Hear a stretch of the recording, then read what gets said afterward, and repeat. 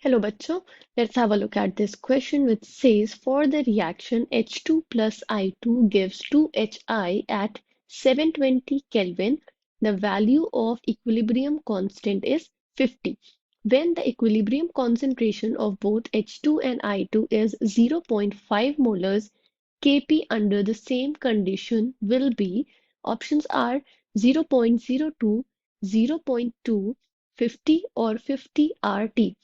तो ये रिएक्शन हमें प्रोवाइडेड है, इसका टेम्परेचर हमें गिवन है 720 केल्विन एंड इक्विलिब्रियम कांस्टेंट की वैल्यू हमें गिवन है 50, राइट। हमें इसके लिए Kp या equilibrium constant, we can say another equilibrium constant find out करना है इस रिएक्शन के लिए। So the key concept is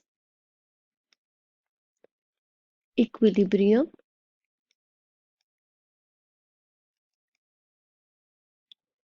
constant,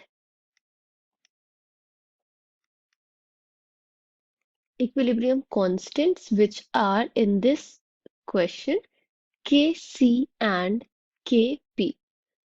तो Kc and Kp दोनों equilibrium constants हैं. The difference is that Kp uses or expresses the partial pressure of reactants and products, and Kc expresses concentration of reactants and products at equilibrium. तो हम reaction लिख लेते हैं जो हमें provided है, which is H2 plus I2 iodine gives 2 moles of HI. Okay, तो given क्या है?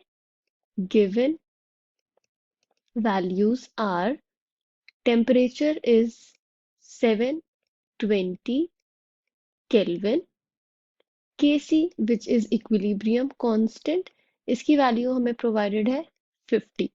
ओके, तो relationship क्या होता है between these two equilibrium constants? So these two equilibrium constants are related to each other by the expression Kp is equal to Kc RT raised to the power delta n.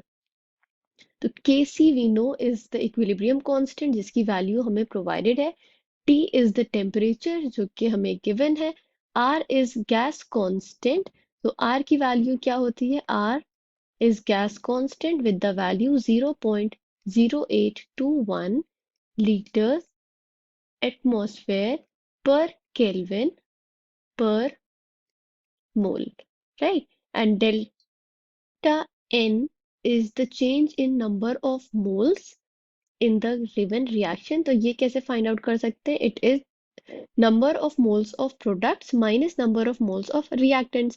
तो number of moles of products कितने हैं?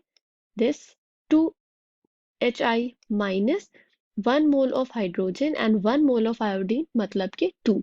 तो 2 minus 2 is equal to 0. Delta n की value हमें 0 मिल गई.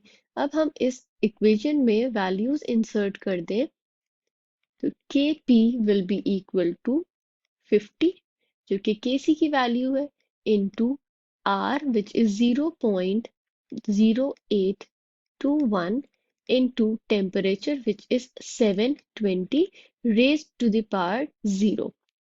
Okay, तो इससे हमें वैल्यू क्या मिल जाएगी? Kp is equal to 50. Because यहाँ पे 0 की पावर में रेज है तो ये क्या हो जाएगा? This will be equal to 1. तो Kp की वैल्यू हो गई 50. So we can say that Kp under the same conditions will be option number C, 50. I hope you understood it well. Thank you and best of luck.